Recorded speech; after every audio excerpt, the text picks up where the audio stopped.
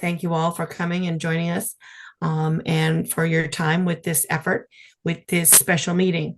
As you look at the agenda, we only have one item on today's agenda, and that is to review the RFP and discuss the status of the RFP in regards to helping us with grant work and managing contracts. So I'm going to first start with welcoming anyone who is joining us through in the audience through the attendee process, and I welcome you. And then I am going to ask, excuse me, the members here that are on the Zoom to introduce themselves, and I'll start with Grayson. Hi there, my name is Grayson Havens, and I'm with the Attorney General's office. Thank you. Brendan. Brendan O'Neill with the Attorney General's office. Chastity. Chastity Toole, Executive Director of the Maine Recovery Council. Thank you. Betsy. Betsy Fitzgerald, representing litigating subdivisions. Daryl. Good afternoon, Daryl Stewart, Acting State Budget Officer. Thank you. Representative Stover. Good morning, Holly Stover, House Representative for District 48, representing a legislator on the council. Paul. Paul Venzel, addiction medicine physician from Lewiston, represent the Attorney General's office. Thank you. Deborah Pullen. Hello, everyone. My name is Deb Pullen, and I am the Director of Clinical Services with the Office of Behavioral Health. Elizabeth. Elizabeth Fortier, Coordinator for the Maine Recovery Council. Liz. Hi there, Liz Blackwell-Moore, she, her, and I'm the Director of Cumberland County Public Health. Thank you. Maggie. Hi, everyone. I'm Maggie McLaughlin, she, her, City of Portland Health and Human Services, representing litigating subdivision. Thank you. Tess. Hi, everyone. I'm Tess Parks, and I'm the Policy Director of MIRAC. Thank you. Todd. Hey, good afternoon. Sorry I'm late. My name's Todd Brackett. I'm the Sheriff in Lincoln County. All right. Did I miss anyone? And my name is Pat Kimball, and I am the current chair of the Maine Recovery Council. So again, we asked you here today. We didn't want to do it at the regular meeting because we just didn't want to take the time up because that was our public forum. So we are here today to discuss the process of and the status of the RFP that we placed to go out to help us manage our contracts. And so I am going to ask at this point Brendan to report on our status before we have the discussion as a council. Thanks, Pat. And, just to pick up on what Pat just said about scheduling this as a special meeting, again, didn't want to impose on the public forum, but also didn't want to wait until the December meeting because we just want to get this RFP decision behind the council. There's nothing particularly special about the topic. It's just a matter of scheduling a meeting between those two meetings to try to get this knocked out. Before I get into it, a couple of housekeeping things. I sent to council members a packet of documents on Friday. If you haven't received that, let me know and I can try to send it to you during this meeting. The Freedom of Access Act requires requires the council to make those documents available to the public. And so that packet has also been uploaded to the council's website where the public can access it. I'll go through there are 4 documents that I included in the packet, and I'll go through them as I go into the background of why we're here. But essentially we're here because since the October meeting, when the council made a decision about how to make a final call about awarding the RFP, 2 more problems arose. And today is about resolving those 2 problems. Well, I'll go just quickly into the first one, which I think the council can probably resolve relatively quickly.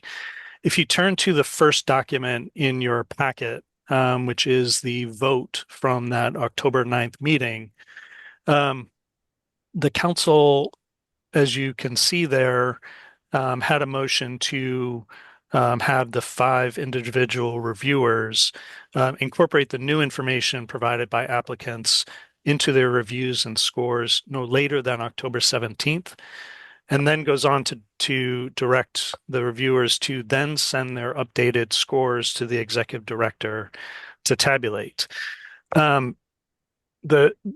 Unfortunately, one of the reviewers submitted their scores on the next day, on Saturday, October 18th. And the language here is a little less clear than which always happens in retrospect, than I would like. It says, that the reviewers will incorporate the scores, incorporate the new information into the reviews and scores no later than October 17th. It's possible that happened in this case. The reviewers will then send their updated scores, and there's no deadline attached to that. So it could be that receiving the scores on October 18th is fine. But rather than make that call, it seemed like an appropriate thing to do to have the council consider whether it wanted to amend the motion to allow for the incorporation of the scores that were received on October 18th. And once that decision is made, then we can turn to the results of the review and the scoring. Who made the motion and originally to do that? Do you know, or from the packet, it looks like Joe made the original motion and Maggie was the second, if I'm interpreting it right. I think that's right. So does that not here? So Joe would be required in order to amend that. Is that what you're saying? Well, I'm not saying it. I'm thinking that Oh, yeah. usually is how it works. Yeah. So can we just have another motion, not amend the motion? I think you can, yeah. All right, yes. then let's do that. So you want a motion that says that the council well, will... let me be specific. Your choice is basically, do you exclude the scores that came in on the 18th? Or No. do you have a motion to include the scores that came in on the 18th? So the motion, I guess, would be to include the scores that came in on the 18th. I'll make that motion. So there's a motion on the floor that we accept the late scores that came in on the 18th. And I'll second that. Okay, and Holly seconded that. Discussion on that item. I don't see any hands raised for discussion. So if there's no discussion. Pat, I see Maggie's got her hand up. Oh, Maggie? Should the council member who submitted it on the 18th exclude themselves from the vote out of conflict of interest? Well, probably. How does that affect the numbers for voting?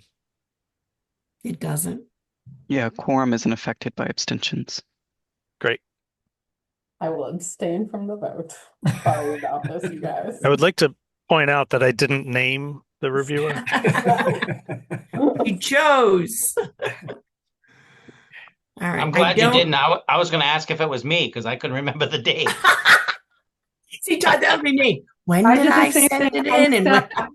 I looked it up and I was like, was that me? So it could have been any one of us, Maggie. All right. Okay. Jamar, welcome to the meeting.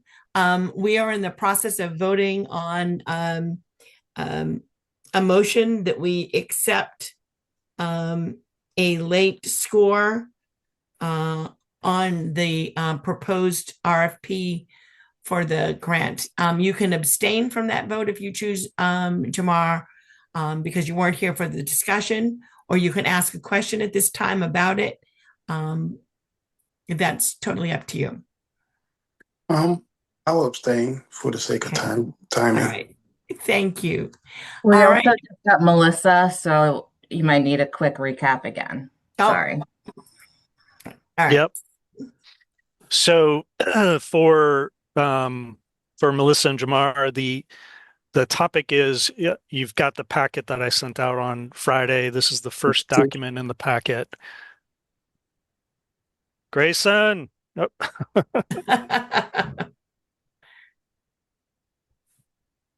Are you there? I don't know. I can hear you. My computer just went totally dark. I can't. Grayson is Okay. muted on my screen. So it just Yeah, came back. Grayson's muted, but we can see you and hear you. We can see and hear you. Okay. It looks like the capital's coming right out of the top of your head. I It mean, does. it's Like an probably antenna. accurate. Huh, I can't see you or hear you. I mean, I can hear you. I'm sorry, but I Can can't see. anyone hear me? Yes. Yes. So my whole computer shut off and turned back on again. It seems like it's glitching and coming back to life. It's not good. Just before this meeting, you should know we had a fire alarm.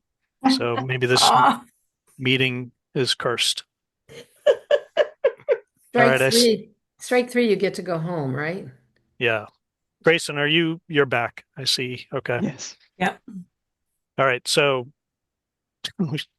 we try this again. For Melissa and Jamar, the first document is the motion from October 9th. The long story short is there's a deadline in there of October 17th. I think hello. Oh, there we go. No, we can still hear you. We can hear you. All right. I'm just going to And keep see you. talking. And Yeah, keep talking. Keep all right. talking. You all, well, my computer did the same thing. Anyway, there was a date in the order in the council's vote of October 17th. I think it was just to sort of get your votes in by October 17th. One of the reviewers submitted theirs by October 18th. The question on the table is whether the council wanted to include that reviewers' adjusted scores that came in on the 18th. And there was somebody, was it Paul, offered a motion to include it? Mm-hmm. And it was seconded by Representative Stover, if I recall. And Maggie, for reasons I won't say, is abstaining, as I understand it. So is there any discussion on the vote before we take it? All right, I'm not seeing any hands. So if there's no discussion on that, Grayson, could you call a roll, please? Yes. Betsy Fitzgerald. Yes. Daryl Stewart. Yes. Deb Poulin. Yes. Holly Stover. Yes. Jamar Williams. Yes. Liz Blackwell-Moore. Yes. Maggie McLaughlin. Abstain. Melissa Hackett. Yes. Pat Kimball. Yes. Paul Vinsel. Yes. Tess Parks. Yes. Todd Brackett. Yes. Thank you. All right. Motion All carries. right. Yes. Motion carries 11-0-1. Great. Thank you. Motion carries. So we will include that in the scoring of the grant. Thank you. Now I'll Thank let you. Brendan continue. Yep. And I'm going to turn it over to Chastity for the reveal of what the results are of the scoring.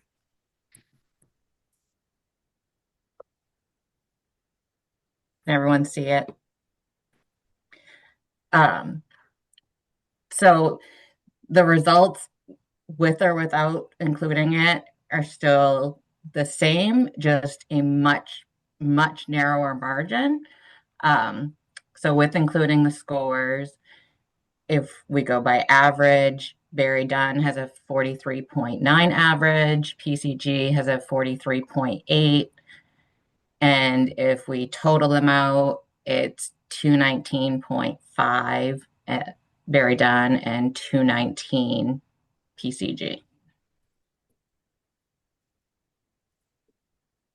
Thank you. Questions on the scoring?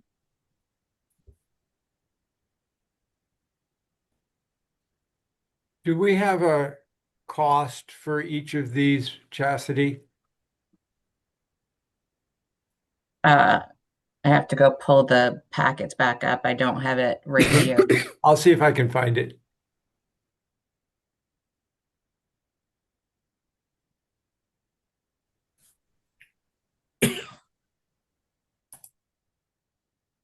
Any other questions? I see Maggie's got her hand up. Oh, Maggie, thank you. Sorry, Pat, I'm still struggle with the React being a heart. I don't want to send hearts out each time. Just from responding to the other component in the packet around like, did that only analyze the cost changes in the cost section? I'm not sure if anyone can speak to that. Maggie, that's going to be something I think we'll talk about next in the next perfect. section of the presentation. Thanks. So if people are okay with it, at this point, I'd like Brendan to share a little bit more before we move forward. Can you bring that spreadsheet back up, please?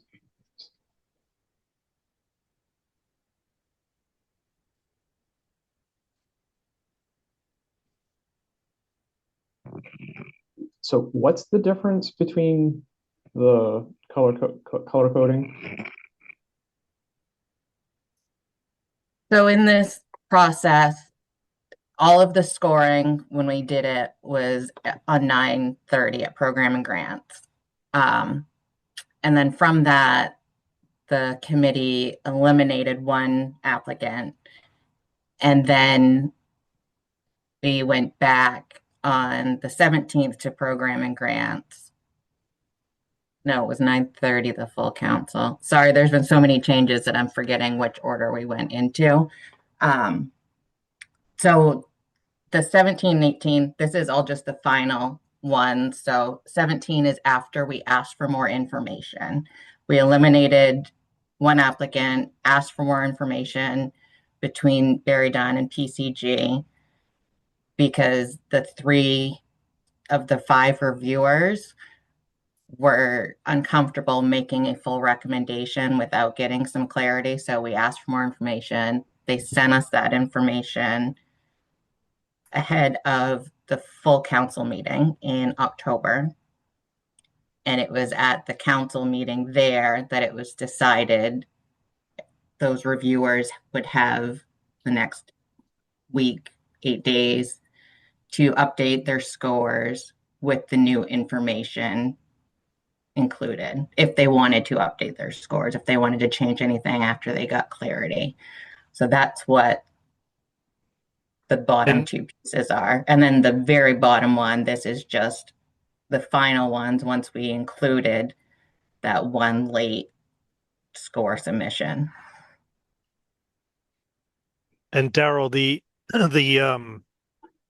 document in the packet of the first document, which is the vote of the council on October 9th, that's the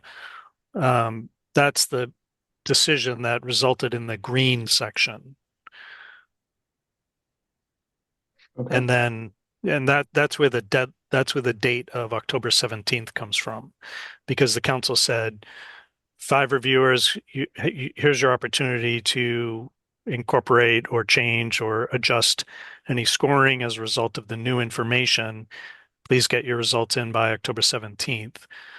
And so the green bar is if the council had decided to stick with the October 17th date and not include that 5th reviewer. And the blue section is reflecting the council's decision a moment ago to include that 5th reviewer. Okay, so I think what's not obvious to me is why is the, like, for example, under Barry Dunn, the 219.5, how is that less than the 228? Because now we have a 5th reviewer, right, that has a score in the blue. So in other words, you're asking how is it that Barry Dunn's score came down from 228 to 219.5? Right. Yeah. So the reviewers who updated their scores once they got new information, they lowered their scores with the updated supplemental information.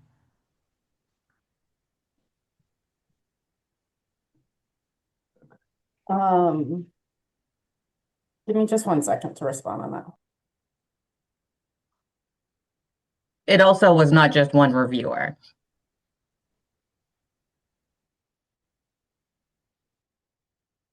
I just want to double check that because knowing the scores and that I was a perhaps addition in between blue and green. My scores actually went up for Barry Dunn. It did not go down, if I'm looking at them correctly. So that would lead to also a higher number unless there's averages factored in.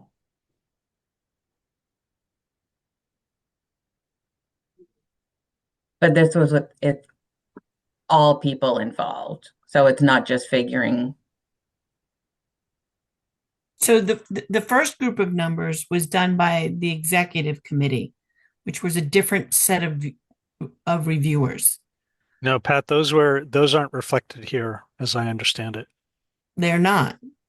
The three, no. Okay, so the three that are here was the programming grants. It's the 5 reviewers, Is the original one. The second one is the second time the programs and grants did it, but because of the late reviewer, it was not in there. The third set is now adding the late scores in there. Correct. Okay. My clarification, so I believe I should be the only difference between green and blue is the addition of my scores because I was a late reviewer. It's all out there now. I submitted on the 18th. Apologies, everybody. And my scores remained the same for PCG and went up by 1.5 points for Barry Dunn. So the overarching number should have actually increased. What we had originally for yours was a perfect score the first time. None of the candidates in my case had a perfect score. For PCG, it was 47 on round 1 and 40 on Barry Dunn, and it was 47 for PCG and 41.5 for Barry Dunn on the second round.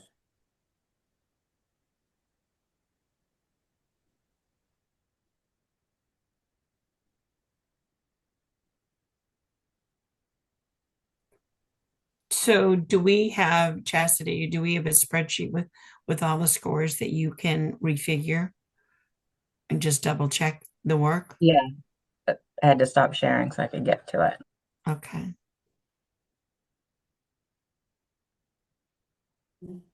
Ultimately, that should still lead to the outcome that we're at with Barry Dunn because that only increased. So it shouldn't change the outcome. Correct. So what we can do at this point, if people are willing, we can let Chastity just double check those numbers. But in the meantime, can we allow Brendan to continue this conversation? Well, and then we'll get back to that. It may be helpful. Chastity, do you think you have it quickly available?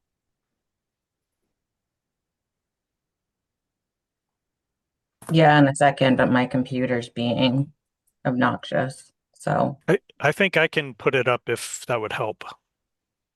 But you'd have to give me direction about what to show.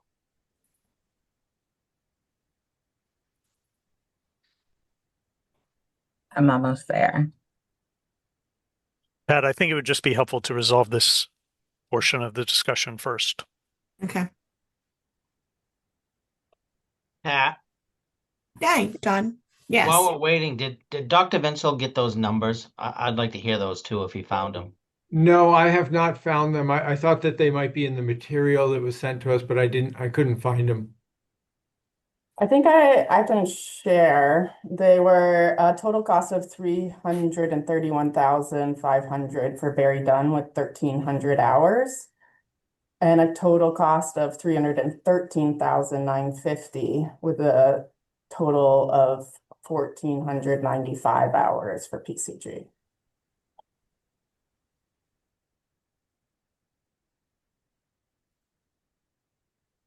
Okay, so I'm sorry. Can you repeat the Barry Dunn? I'm sorry. What we had in the revised application was 331,500 with a total of 1,300 hours. Maggie, for visual people, would you mind putting those numbers in the chat? I know you've said them verbally, and I know that participants and attendees can't see the chat, but you've said them verbally. But if you could put them in the chat so the council members can see them, that would be appreciated.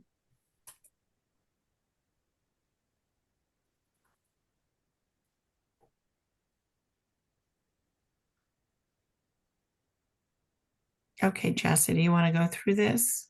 all right. So the first set of scores, these are PCGs.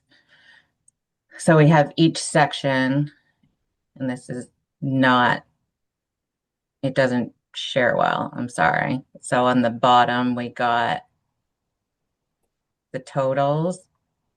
So over here, originally, and then where?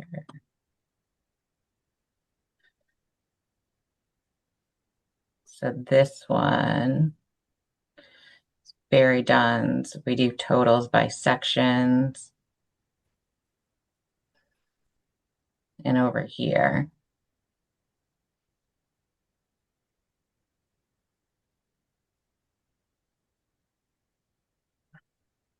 And then updated scores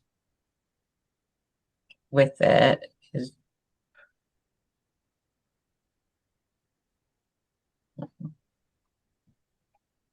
this one's Barry Dunn.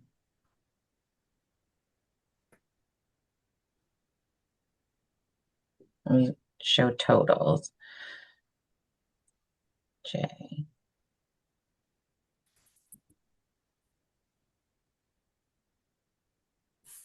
I don't know if anyone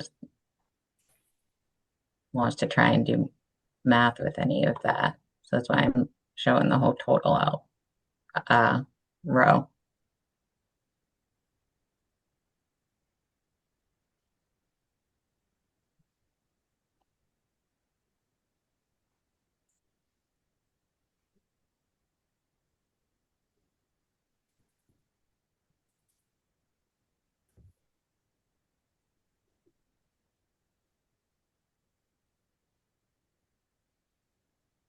Do you want to see where yours are, Maggie?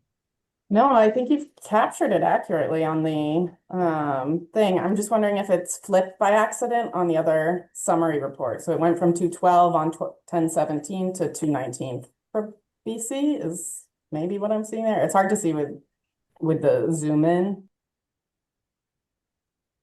I was on mute, wasn't I? No. Okay.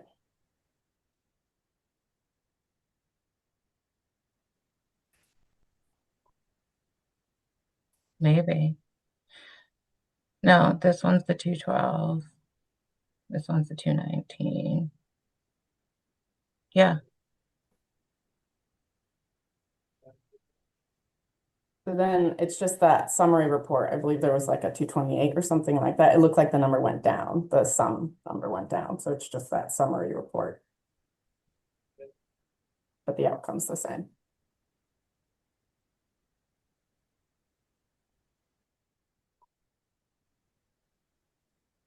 Yeah. The number went down. If Maggie, it looks like on one of the tables, your PCG and Barry Dunn rows got flipped. So I can fix that really quick. I think that may be the problem. I think your total for PCG is in the Barry Dunn table, and I think your Barry Dunn score is in the PCG table. On which one? The 930. Oh, so we started with a different one?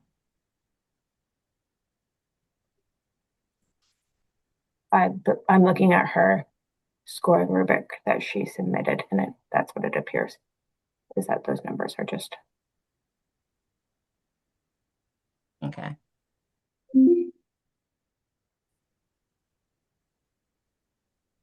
So those numbers were transposed?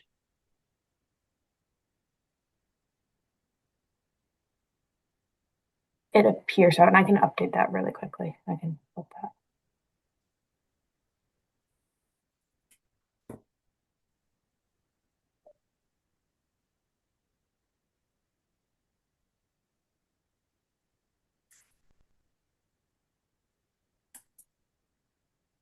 And you can update the summary and then share that, Elizabeth?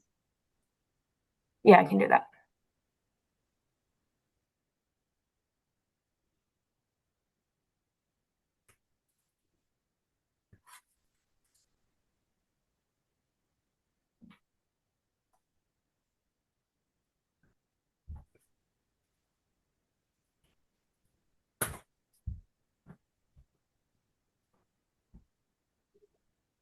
Thank you, everybody, for your patience.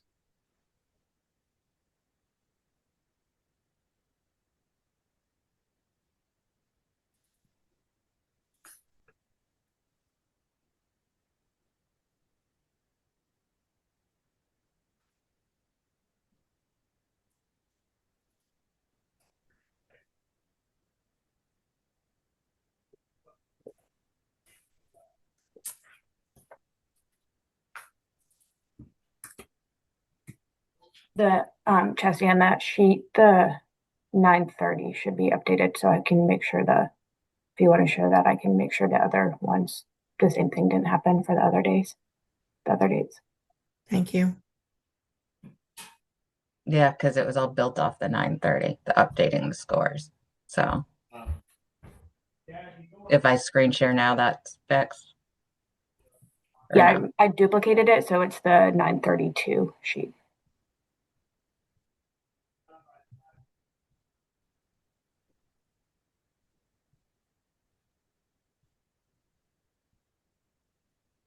Can you share your screen? Because it's not showing for me.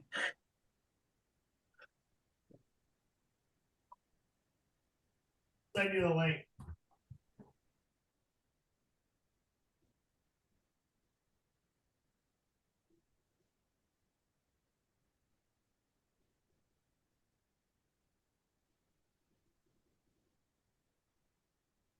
So this is the 930, so this would be the total score for 930 for this is Barry Dunn.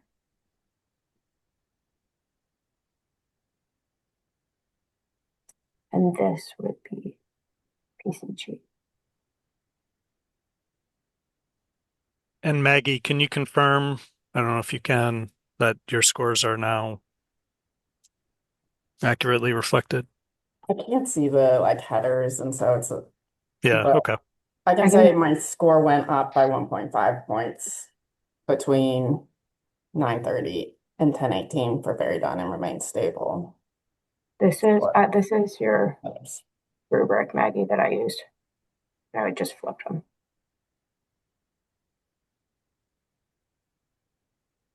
So that should be what is in there.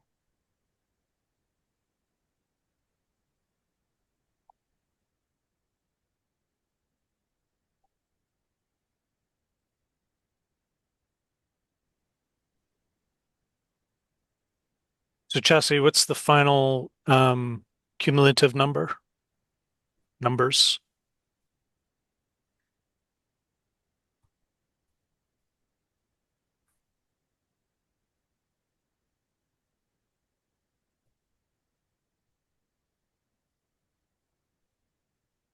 The final would be the 219.5 and 219, because those are all updated with the updated scores.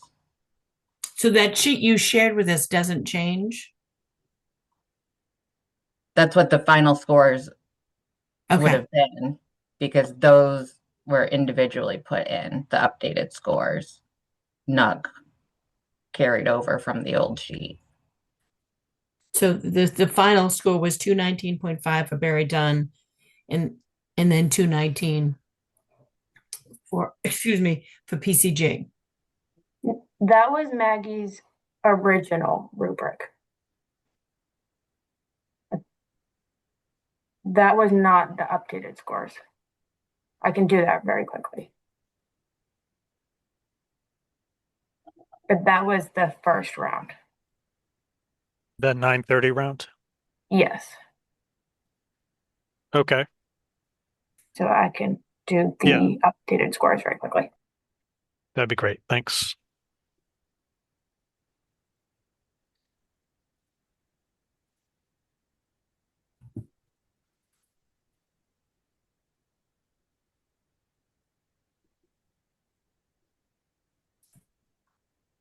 And for those council members, thank you, Maggie. She put the two final um, budget amounts and hours served in the chat room.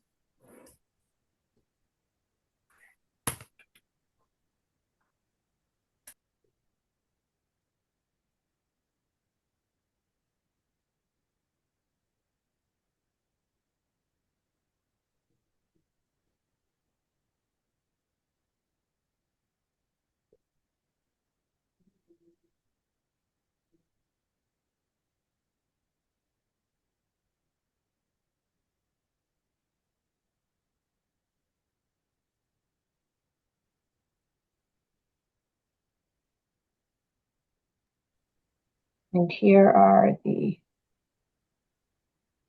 updated. So 228 and 219.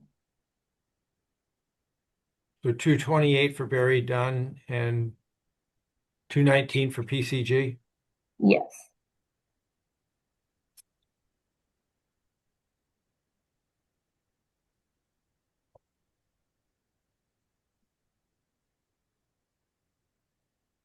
It's 228 and 219.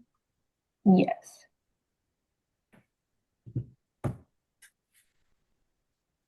Okay.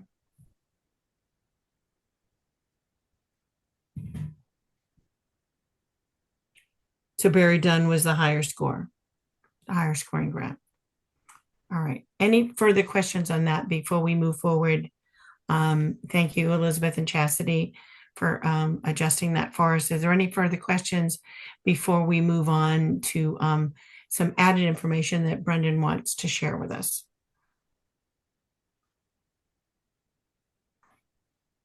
I don't see any hands, so I'm going to turn it back over to Brendan. Thank you. Thanks, Pat. That resolves the first of the two problems. The second problem, I'll provide some background and I'll try to move quickly through this because I think we have only until 1 o'clock. So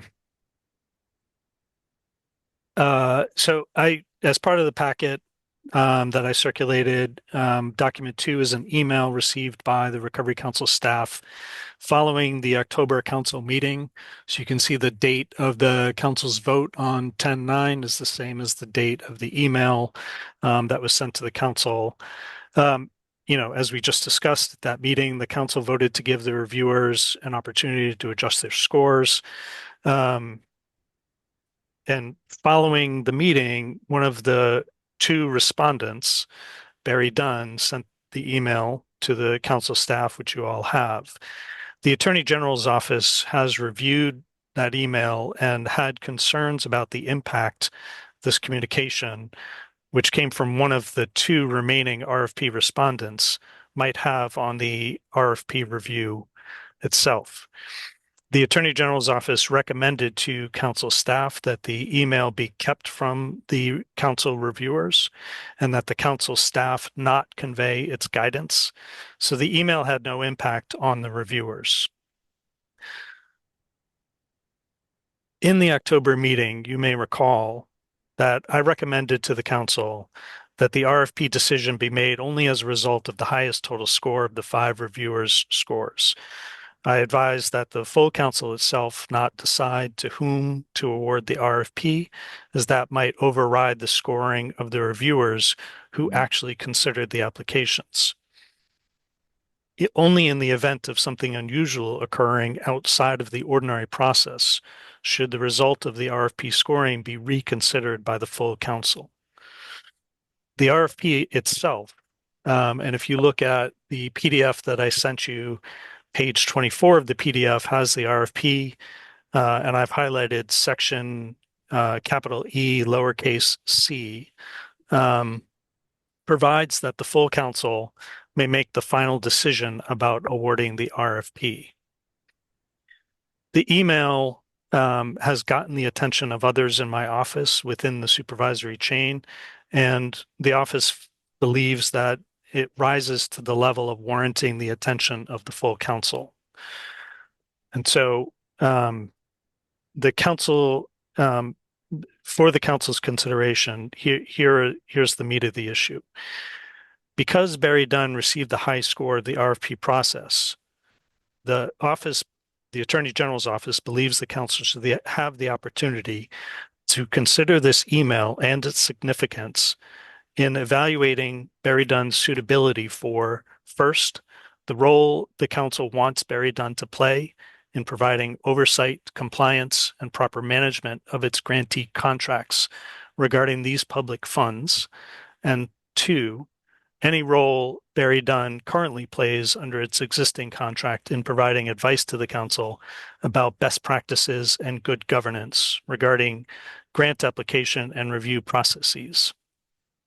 There are 2 issues that raise concerns for our office. First, Barry Dunn purporting to have a role in providing advice about this RFP process.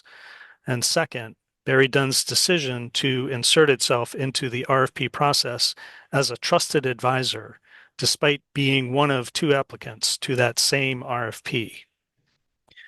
On the first issue, regarding Barry Dunn's existing role, the Attorney General's office has reviewed Barry Dunn's existing contract with the council, and we do not agree that Barry Dunn had a role to advise the council about this RFP process. In your packet on pages 14, 15, and 16 are excerpts from the council's existing contract with Barry Dunn, and those 3 pages are the 3 different scopes of work that Barry Dunn had over time with the council as its role evolved. One in particular, page 15, describes Barry Dunn's, first scope of work with the council, which was to advise it about the development of the council's grant application process, which included the review process. But if you look at all 3 of those scopes of work, none of them include advising the council about an RFP process for vendor services, and certainly not for this RFP process. Because in the Attorney General's office view, Barry Dunn did not have a role to advise the council about this RFP process, this raises a concern for us whether Barry Dunn could be seen as inappropriately using its existing relationship with the council as a trusted advisor to create a role for it to influence the review process for this RFP. And that brings us to the second issue, which is Barry Dunn potentially being perceived as attempting to influence the RFP process. The Office of the Attorney General believes the council should consider the fairness of a party with a pecuniary interest in the outcome of an RFP influencing that same RFP review process. The council's own conflict of interest policy and state law both generally recognize the principle that parties with a pecuniary interest in a contract should not participate in the process of awarding the contract. Even if Barry Dunn, in good faith, misunderstood its role with the council and again, in good faith, believed its role included advising about this RFP process. The Attorney General's office thinks the council should be aware of this email, and second, should consider its significance for evaluating Barry Dunn's judgment and or expertise in using that role as a trusted advisor to influence a process in which it had a direct pecuniary interest in the outcome. So to wrap up, to turn it back over to the council, the Attorney General's office believes the council should consider Barry Dunn's email as the council makes its decision whether and to whom to award a contract in response to this RFP. And I'm happy to answer questions. Thank you. Questions for Brendan?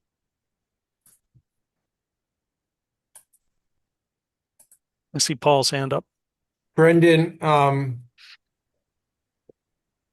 before you sent that out Friday, is it true that no one in the council had seen that email? The 5 reviewers had not seen it. Well, let me back up. You can see from the email chain, it went to Chastity and it went to Elizabeth and Grayson. It's my understanding, actually, Chastity, you might be the best person to speak to who else, if anybody, you went to. It's only been shared with Pat before today's meeting. So none of the reviewers saw it, in other words. Yeah. And none of the council members, like, will the council be voting on this RFP? The point of today's meeting is to decide whether the council should rest on the reviews, the scores of the 5 reviewers, or whether the council should take into consideration this email and play the role of decision maker for the final choice on the RFP. Okay, thank you. I see Maggie's hand is up. Would the decision we make change any risk of litigation against the council's action?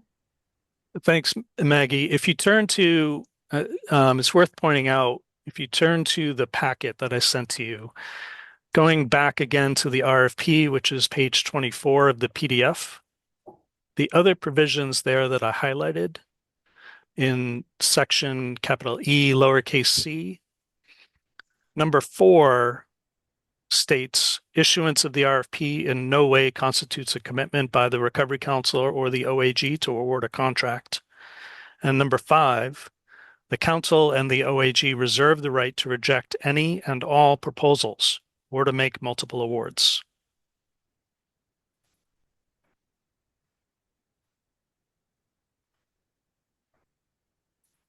Does that answer the question, Maggie?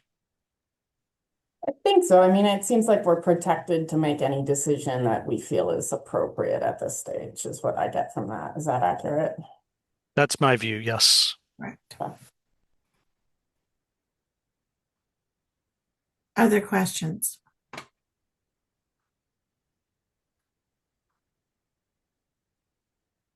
Todd?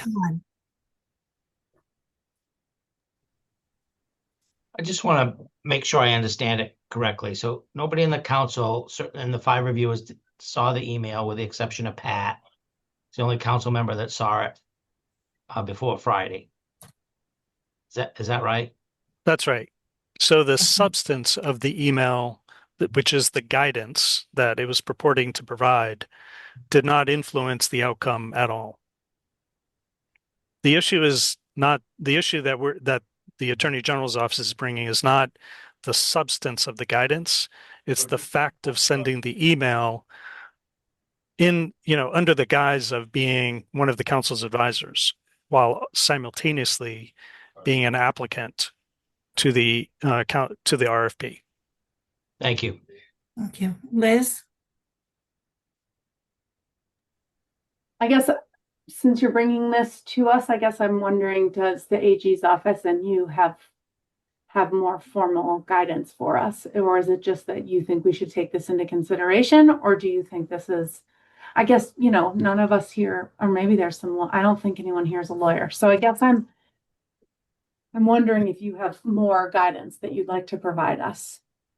The guidance from our office is that when we became aware of the email, we ultimately decided that the entire council needed to become aware of the email, and that the council needed to consider the email in the context of Barry Dunn's application and the services it was purporting to provide to the council.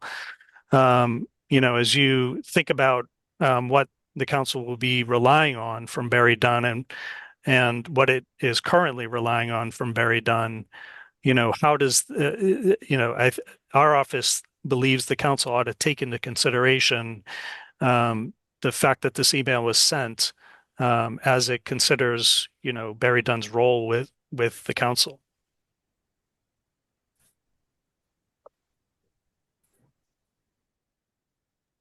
Liz. Is there another question or your hand?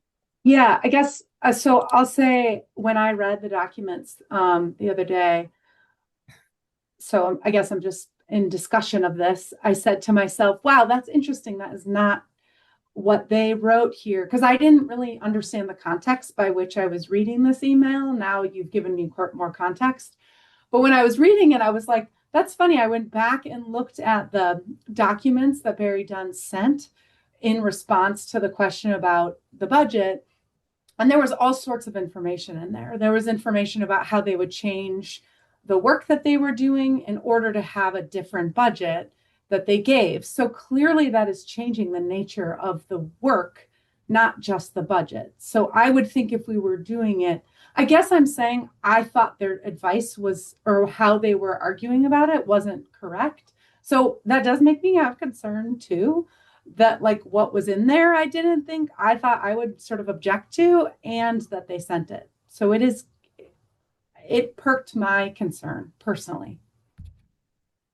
As somebody who reviewed all of these and had to be one of the reviewers, I wish I wasn't the one of the 5, to be totally honest with you. I wish we were all had done it, because this feels like a real, it's been a very difficult process, I'll just say. And so, but I was one of them. And so I read that with great interest and thought from my read, it didn't feel correct.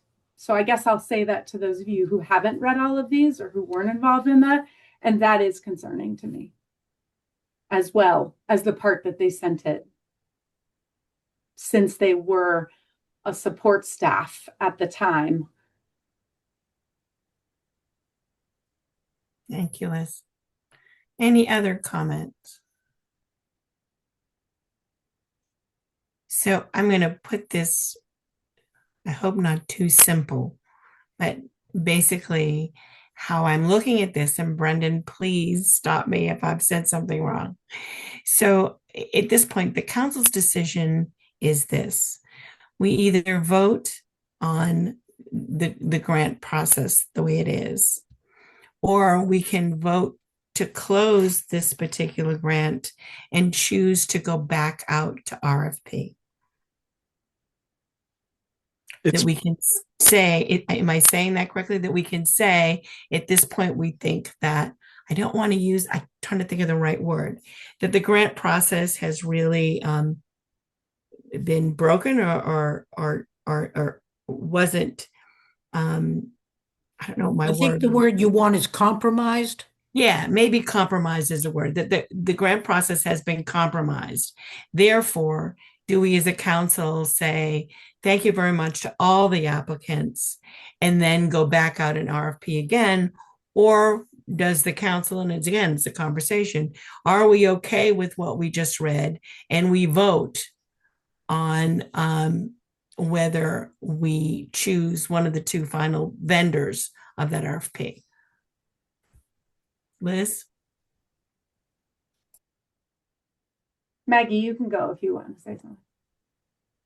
I think I'm seeing this as the question in front of us as not was the grant process compromised, but whether the potentially poor judgment call made on the part of the interpretation and then sending the email, does that affect whether we want that vendor guiding us on all future things if they demonstrated the judgment that happened there.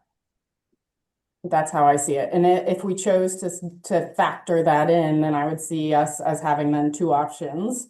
One, that maybe path of least resistance being we go to the next highest qualified vendor, which in this case would be PCG, because the process itself it was problematic, but it wasn't compromised because we didn't see the email. It didn't affect the scores, but that it demonstrated a judgment challenge that may affect whether we want the institution guiding us in the future.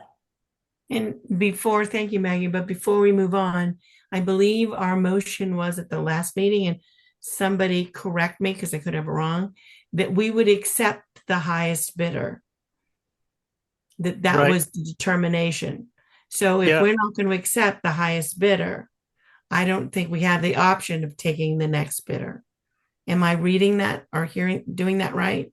So Pat, just to go back to that page 24 of the PDF, Yeah. which is the RFP itself, number 5, the council and the OAG reserve the right to reject any and all proposals or to make multiple awards. Okay. And also, actually, the one I really mean to point to is number 1, the last clause, which is, the final decision is subject to the approval of the full Recovery Council. Okay. Thank you for the clarification. Liz. Yeah, I guess I see it more as like, is this enough to disqualify them? And if they are disqualified, then we go to the next one. So, I mean, in some ways, it's like we're voting on whether we disqualify them or not. That might be an easier way to do it. Are they disqualified based on this, what we just learned, which we didn't know before and we know now? And then, okay, therefore, now we're left with one organization, and do we want to vote them in as having the highest score? Maybe another way to look at it.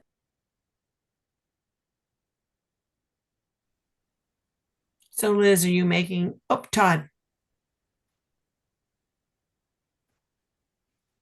Yeah, so I'm just going back to what Brendan said. Again, I want to make sure I understand it. It seems the AG's office was concerned that the email was submitted at all, not necessarily what the content of the email was and how accurate or valid it may or may not have been. I'm not asking for his opinion on that, but so I just don't want to jump to any conclusions. I was pleased when I heard that when the council decided we were going to accept the highest score. I think it's clear that none of us saw this before, and the Raiders didn't see it before. I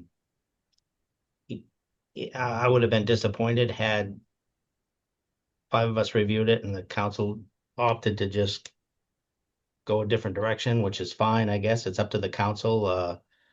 If that's so, I'm not sure I share the concern here, the overall concern. I think I've not heard of any difficulties as a council member with the work that we've got out of Barry done other than this email.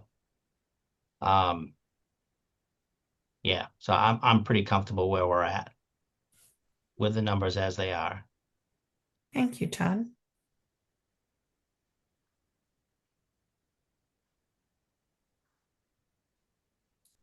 Any other comments?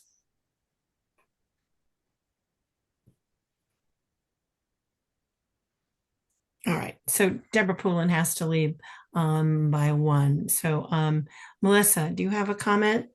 If we need to take the opportunity to make some kind of a motion, I can hold it. I just will say I had concerns about the email, and I worry about it setting some kind of precedent, whether it was intentional to or not, whatever the impetus was behind Barry Dunn sending the email. I just worry about it. I think it's important that we do consider it in terms of how it impacts our decision.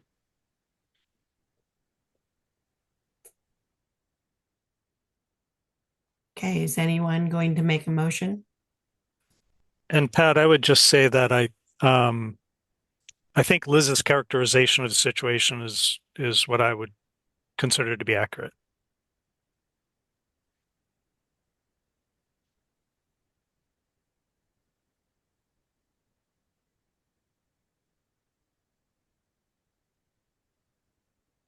So at this point, I think I hear that I am looking for a motion. Does this council consider that the email that Barry Dunn submitted as a it disqualifies them in this grant process? Liz?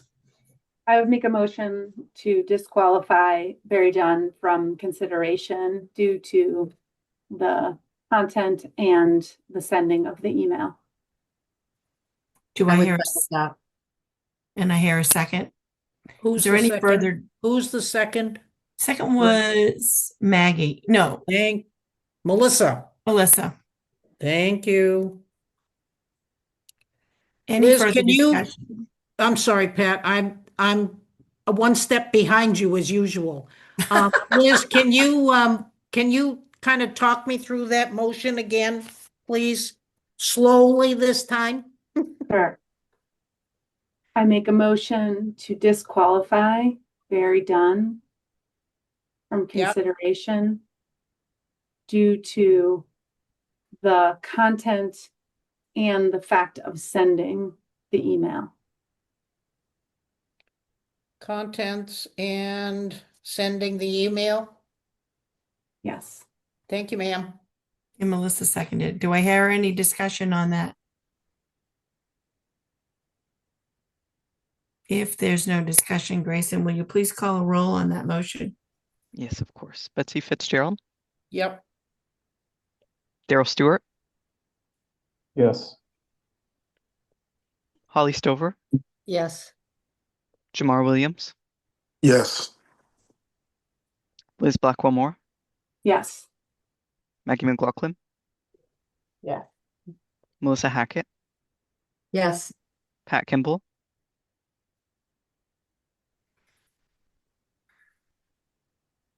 Pat Kimball, A reluctant yes. Paul Vinsel,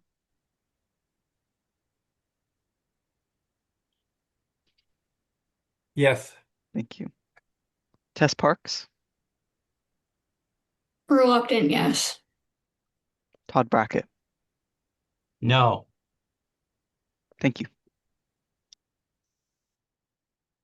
With one For the record, disposal. I just want to say I'm reluctant too. Like, this is not a choice I would like to have made.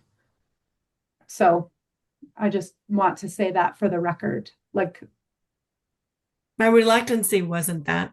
My reluctancy was it doesn't matter. I voted the way I voted. But so the motion did carry with one dissension, and I thank you very much for that. Now we have a decision to make whether we award this grant to the second grantee, or will we go back out and RFP this process. And Pat, just to clarify, it's about awarding a contract to a vendor, not a grant to a grantee. Sorry. And I Paul see has two to- hands, Paul and Maggie. Paul, can I you have go, to please? I have to leave. I have a patient that's been waiting about 10 minutes. Okay, thank you, Paul. And who else had her hand up? I can't see. Maggie. That was Maggie? me.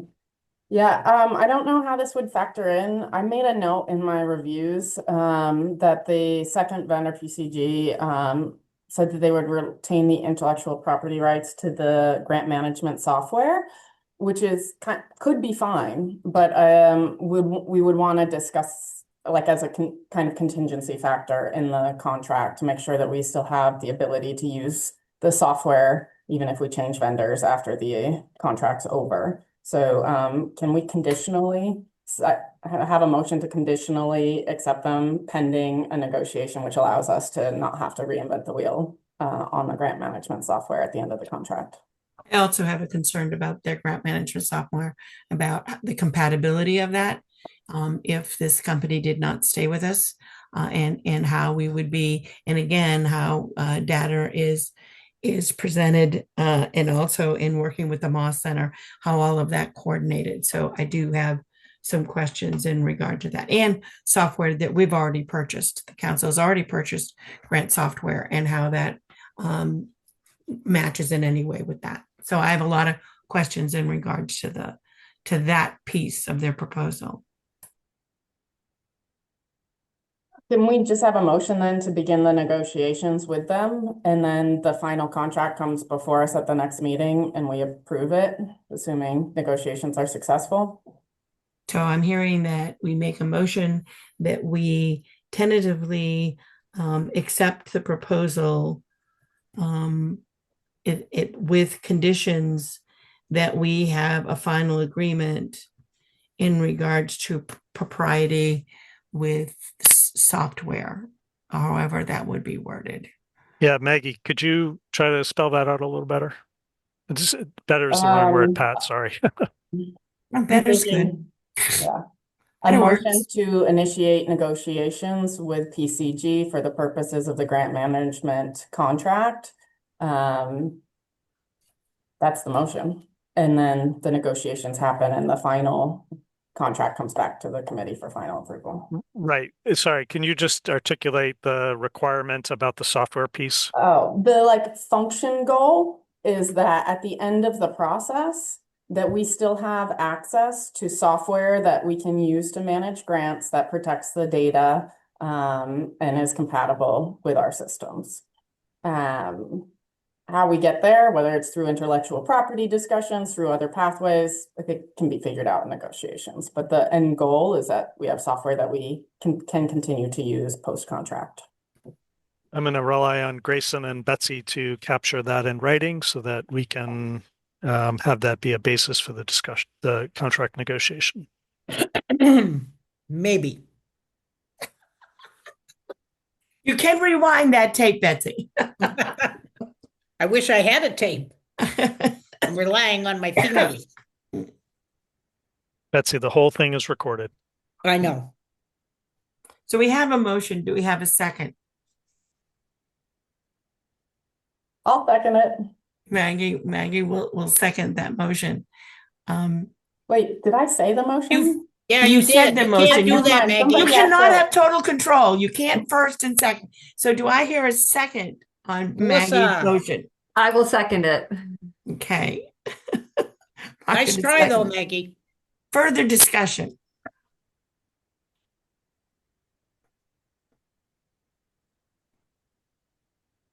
My only discussion is, I guess I'm not. I just have questions, a lot of questions, but at this point I can vote on the motion. And again, if this motion does not carry, which is fine with me, if it doesn't, we can start the process of an RFP again. So keep that in mind as you make the vote. You decide that we can either continue the contract negotiations with, and why all of a sudden does the name of the company escape me, PCG, or not. But again, I'm letting you all know this is your time to ask questions. If not, I will ask for a roll call. And please note that Deb had to leave the meeting as well as Paul Pencil.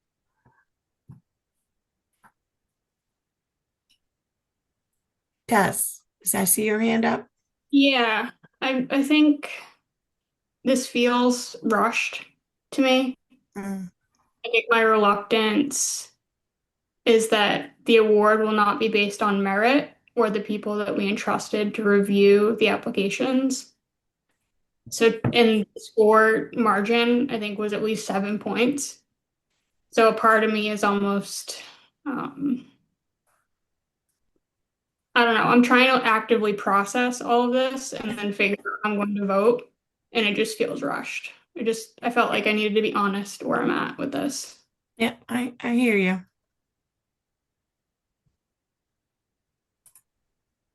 Any other discussions? Brendan. Pat or Chastity, when is the next council meeting? 2 weeks? December 11th, is it? Just in terms of December considering, 11th. Okay.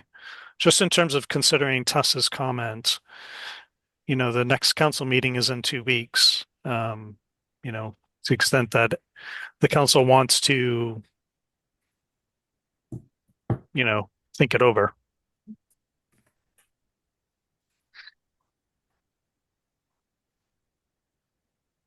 what does I that guess, mean, Brendan? well, I guess I have a question. How many people have read all the at least read PCGs? I mean, in some ways, like I think reading it and reading what they responded to might be helpful because I don't know that everybody did. Everybody So, has not. and everybody hasn't because they were kind of left out the first round, right? And then in the second round, it was only, those who were, I think, was it just the five of us or were there? Yeah, it was just the five of us. So like I feel like this is my own personal opinion. I read it. Like, I thought they were both good. Like, the Berry Down one was good, and so was PCG's. They were good. Like, I feel like we'll get our needs met. That's my personal opinion. But I read them. So I encourage everybody to read them. And so perhaps delaying it till December, coming up with any questions, we can all feel good about it. Like, I feel like we should feel good about it. So would that help, Tess, if you had some time to like read them? Yeah. Can we, I'm assuming this is okay. Please, Brendan, tell me if I'm not.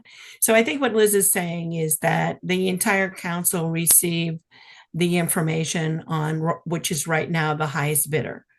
So that they would receive all the information and that Chastity reaches out and asks them the questions that Maggie has brought forth in regards to the software that they use and how that works within our system and who owns that property once the contract is no longer. Can she ask those questions? In the meantime, we can all read them and then go back in the December meeting and vote on that. Maggie? I guess my only concern is I feel like the question should be narrower. It should be, are we going to proceed to the next highest bidder? In which case, like there was a slight difference in scores, but they were both strong bidders, hence why they went through that secondary process. So are we going to proceed to the next highest bidder?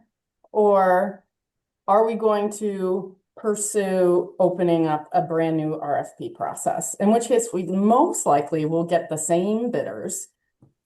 And maybe we'd get some new ones. But we'd probably be where we are now 3 months from now. And so rather than make a decision, think about this as a decision about who's getting the funding, I would suggest we instead think about it as a decision on the process. Is the process to go to the next highest bidder, or is the process to open it back up to a new RFP? And what does the council feel more comfortable with? I think I would be in a very different place if they were very wildly different scores, but they're in the same ballpark.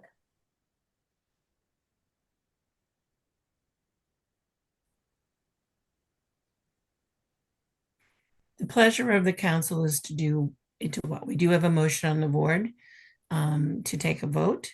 We have a motion on the floor now. Yeah, we have a motion on the floor that we can either vote on that motion or the person who made the motion can withdraw the motion.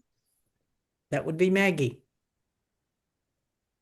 I'm happy to withdraw the motion if it's clear that there's a different process that people want to go through. I mean, we can also just do the motion and people can vote and it'll either live or die. But I just want to clear up if people, like, what would be the alternative outcome? If people may spend more time and then say, no, we don't like this vendor, but then we still would have score issues, right? We can't factor in their opinions on we don't like this vendor.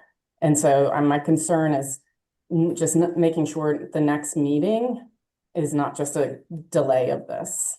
But we're just deciding, are we going to the next highest bidder or not? And I don't know how everybody else feels about that, if there's other people who feel strongly. I think the motion could, if everybody votes no on that, then that would kind of could clarify that, but.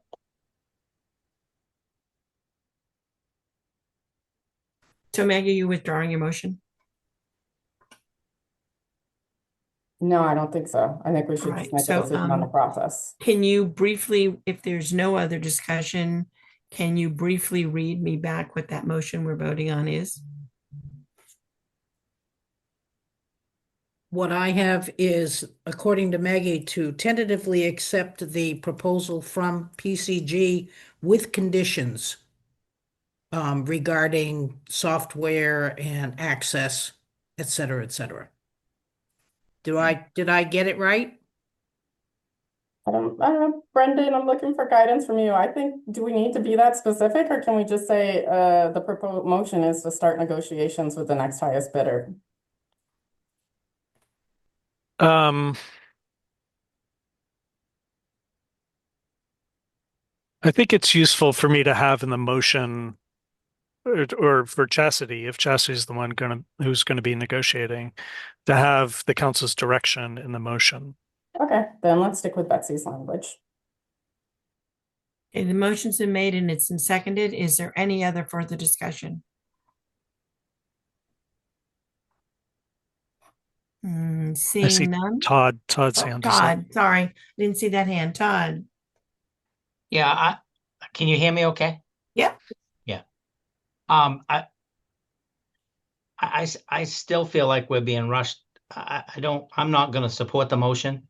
I think we need to take some time, look this over. I'm concerned that we so quickly just discarded a company that we've been have had pretty good luck with over an email correspondence that we still don't know the accuracy of the content of. I don't know where we're going here, so I'm just not going to support the motion. I hear you. Thank you. Liz. Yeah, I guess I'll just say I know this has like been a really hard process and hasn't been easy, and I really appreciate what you said, Maggie, of like what will be different in 3 months. We probably will be in the same place, and we'll maybe be back with having the very done again in the question of whether or not we believe what they just did was either ethical or allowable, and we would want them to be a vendor again. So I guess we're like, worried. I think we're going to be in the same place. So, and I also appreciate that people feel rushed. So I guess if we do vote against this, I encourage everybody to read the proposals and we vote on it soon. Again, like that we don't, I would prefer we not start the whole process over again. All right. Any other comment before we take a roll? I don't see any. So Chastity's hand is up. Chastity, sorry. So with that, maybe I should wait till after the roll. So with the negotiation part, for you all to not feel rushed for people who haven't seen it all, Elizabeth and I will send all of the materials that PCG has sent us to the council with the intent to have a final decision at the December meeting, which is on Zoom also, just so we remember that, and not delay too much. Like, is that a fair assessment for our end? I don't think you can avoid it's going to be delayed a little or a lot, but some way or another, yeah. Thank you, Chastity. Any other comments? If not, will you call a roll, Grayson, please? Yes. Betsy Fitzgerald, Yes. Daryl Stewart, Yes. is Holly here? No. Jamar Williams, Yes. Liz Blackwell Moore, Yes. Maggie McLaughlin, Yes. Melissa Hackett, Yes. Pat Kimball, No. Tess Parks, No. Todd Brackett. No.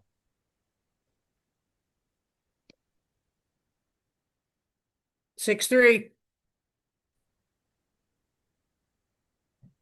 So the motion carries. All right. Thank you much. The motion does carry. I thank you all for sharing your thoughts. And in the meantime, the way the vote went, Chastity will make sure that the full council gets the proposal, as well as she will take her questions to the top bidder. And be able to hopefully at the December meeting, be able to have some discussion and have a full vote. I certainly appreciate all of the time that you did on this special meeting. It did go 22 minutes over, and I know you're all busy and it's a short working week for most of you. So again, I appreciate your time and effort. The next meeting will be December 11th. I will try to attend. Tess will be chairing that meeting because I will be on the road. My husband graciously bought me Andrew Bocelli tickets, so I will be on my way to Boston, and I purchased them in June. So I'm not going to say no to Andrew Bocelli because he sings to my heart. Anyways, I appreciate all your time, but I will try to come in via my phone in the car if I'm able to. But Tess basically will be chairing that meeting. I encourage you all. I think you still have time if you haven't placed names in nomination. Those will be out soon, and the full slate of those officers, those nominations will be given to you before that December meeting to be voted on at the January meeting. So, which is considered the annual meeting for the council. Again, I thank you all for your time. Thank you for those who listened in today. I think we're very lucky to have good bidders on all end and be able to have choices. Brendan, thank you for all the extra work that you did with this project. Also, Chastity, thank you. And everybody, please have a happy Thanksgiving. Try not to eat too much and be grateful that you can eat too much. For some of us that won't be able to. So again, thank you all very much. Unless you have any further discussion, I am going to look and adjourn this meeting. And happy Thanksgiving. Todd? No, just happy Thanksgiving. It's my favorite holiday. You just cook and you eat and you laugh. It's great. And a little football in between. All right. Thank you all very much. The meeting's adjourned. Thank you.